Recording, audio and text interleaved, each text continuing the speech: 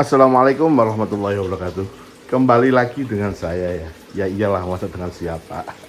Oke teman-teman, video kali ini saya akan mengulas sedikit, membicarakan sedikit tentang kenapa sih teman-teman itu harus merawat akuarium. Soalnya gini teman-teman, kalau pas zaman-zaman COVID, emang akuarium itu membludak ya. Banyak banget yang tiba-tiba merawat akuarium, banyak banget yang buat konten tentang akuarium dan lain-lain. Nah, masalahnya sekarang itu udah banyak yang bosan teman-teman.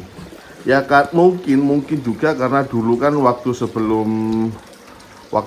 masih masa pandemi kan mereka cuma di rumah nggak ngapa-ngapain, akhirnya tergeraklah untuk membuat bisnis akuarium dan membeli ikan-ikan seadanya yang ada di sekitar kita teman-teman. Nah masalahnya sekarang ketika semua sudah dibuka, udah nggak ada PPKM, nggak ada PSBB kayak dulu, kebanyakan sekarang udah banyak yang udah bosen untuk merawat akuarium teman-teman, untuk merawat ikan khususnya kan.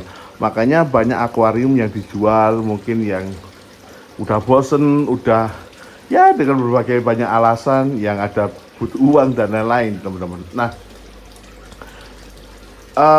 di sini ini jadi kita itu perlu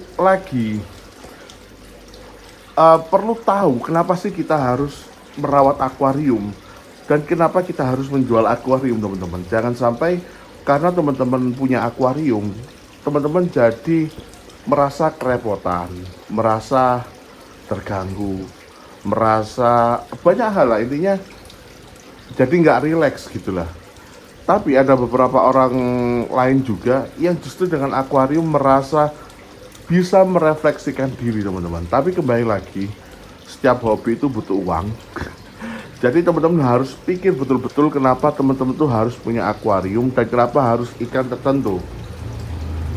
Nah contohnya kalau saya kan ikan mas koki. Kenapa saya ikan mas koki, kenapa saya ikan arwana gitu teman-teman. Karena kalau misalnya teman-teman nggak mengukur kemampuan itu, hanya sekedar kepingin, teman-teman akan melewati fase bosen. Fase bosen tiap hari cuma ngasih makan, kalau sakit harus ngobatin, lihat ikan mati, kalau nggak gitu beli lagi, air yang keruh, nggak jernih-jernih. Nah itu semua akan menjadi sebuah permasalahan ketika teman-teman merawat akuarium. Nah di sini ini pentingnya teman-teman bisa tahu sebenarnya teman-teman merawat akuarium ini untuk apa sih gitu loh. Jangan sampai karena teman-teman merawat akuarium jadi merasa terbebani. Intinya jangan sampai seperti itu.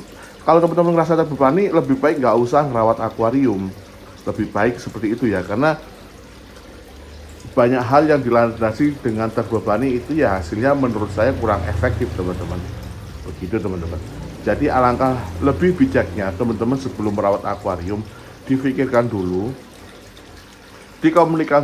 dikomunikasikan dulu dengan teman-teman yang sudah merawat akuarium, biar teman-teman itu nggak kecewa, biar teman-teman itu tahu betul bagaimana perawatannya. Karena jujur dulu saya sebelum punya akuarium sebesar ini, saya itu yang paling saya cari gimana caranya air bening tanpa sering nguras air, tanpa gonta-ganti filter, intinya gitu. Tapi ternyata ketika saya udah punya akuarium, waktu saya tersita banyak untuk kuras air.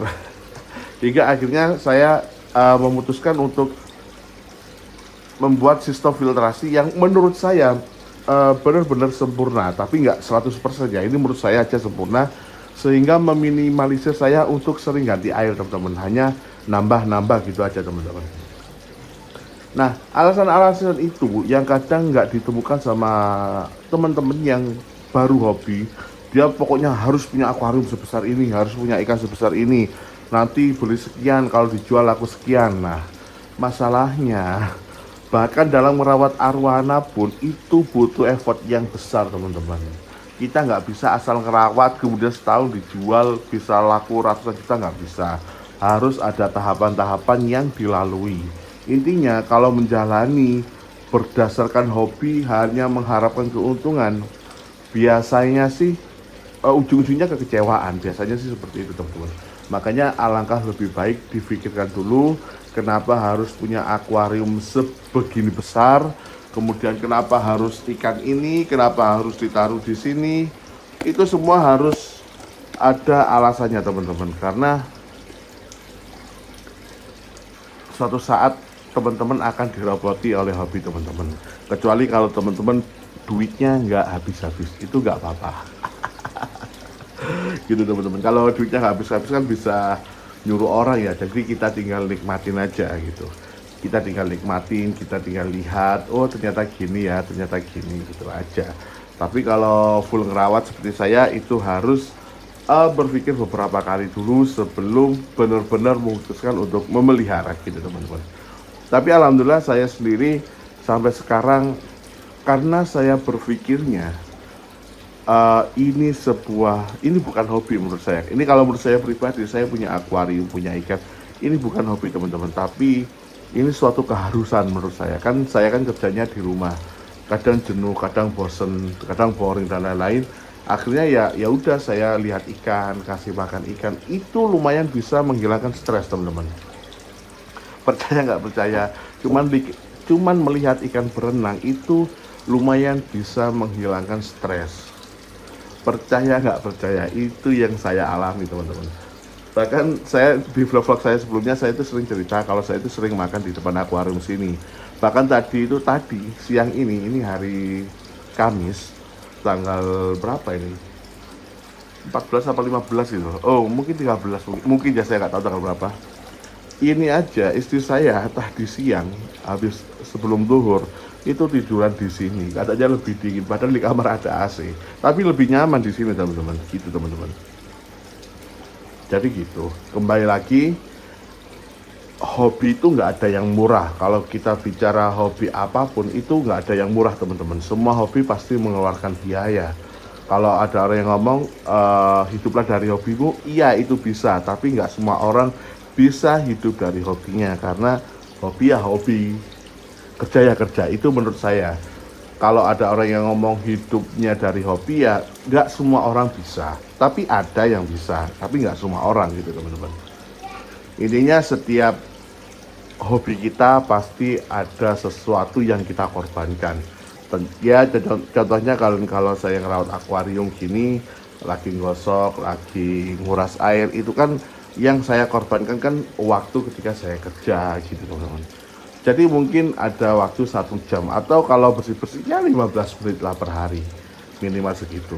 Tapi saya jarang bersihin. Ya intinya gitu teman-teman. Dipikirkan lagi alasan apa yang membuat teman-teman harus mempunyai akuarium. Jadi ini benar-benar untuk teman-teman yang pemula, yang udah pro, yang udah senior, nggak usah ditonton, nggak usah didengerin, dilihatin aja. Di share aja, biar teman-teman yang mau merawat akuarium biar lebih berpikir lagi, nggak asal buat, nggak asal bikin, mentang-mentang punya uang langsung tiba-tiba buat, mentang-mentang punya uang tiba-tiba bikin gitu aja. Karena buatnya murah, paling cuma 5 juta 10 juta beres kalau untuk ukuran kayak saya gini ya. Apalagi kalau agak gedean dikit ya ada biaya lagi lah.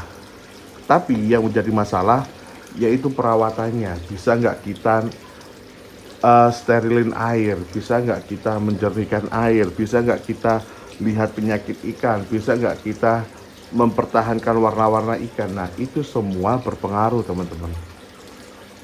Kalau kita emang sih, kita itu bakal bisa karena terbiasa dan karena kita menjalani. Tapi untuk menjalani, untuk membiasakan itu butuh waktu dan biaya. Jadi ya ayolah kita logis gitu teman-teman. Ya wis, terima kasih sudah melihat vlog saya. Terima kasih banget untuk teman-teman yang sudah share dan setia menonton video saya ini. Kalau teman-teman butuh ikan, khususnya ikan manfish, ini masih belum ada yang ngambil, silahkan datang ke rumah, saya kasih gratis. Plus kopi, kalau pas ada, kalau nggak ada ya bawa sendiri ya. Terima kasih teman-teman. Assalamualaikum warahmatullahi wabarakatuh. Sukses terus untuk teman-teman semua. Amin amin Allahumma amin. Dadah.